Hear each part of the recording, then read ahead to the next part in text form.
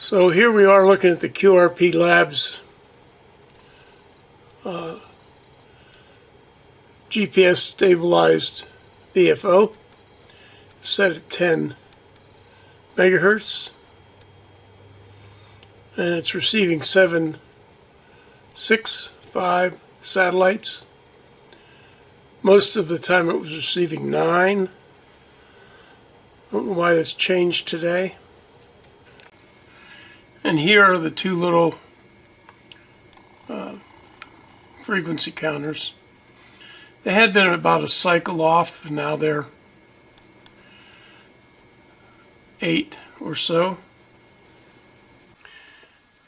The modifications I made to this frequency meter, pretty simple. I did not change the output wiring. I'll probably do something different here in a little while. I drilled and tapped. First of all, I inverted this end cap.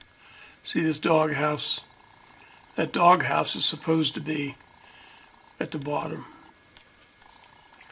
I inverted this end cap, and I drilled and tapped it. Quarter 36, I believe, is the SMA thread.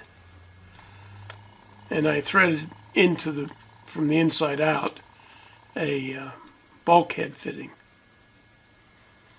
Now that should have been good enough, but the bulkhead fitting came with a nut and a washer, so I just stuck them in. The bulkhead fitting extends out beyond the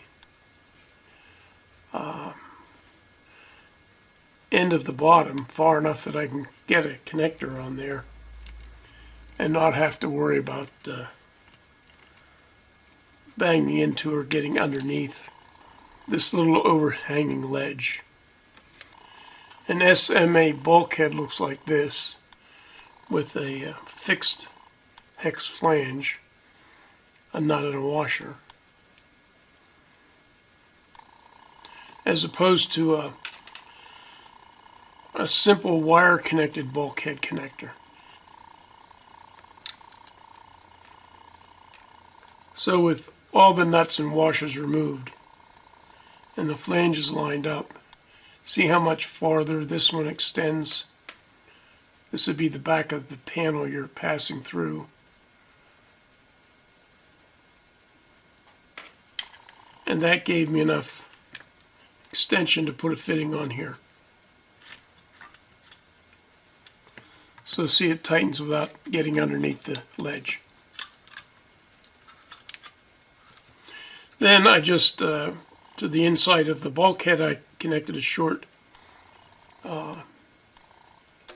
piece of coax with flying leads. I replaced the connector. I soldered the leads directly to the board. I put a little piece of electrical tape here just to make sure nothing touched the SMA connector, the nut on the inside. So I'm guessing that this degree of accuracy is all we can get.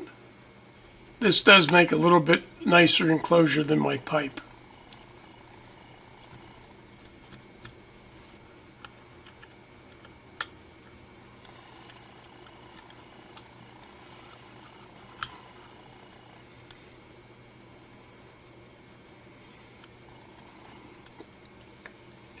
So I've re-zeroed it as close as I can do. But the potentiometer is so fine that just touching it with a screwdriver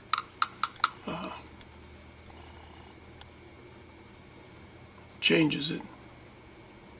A $2.50 enclosure.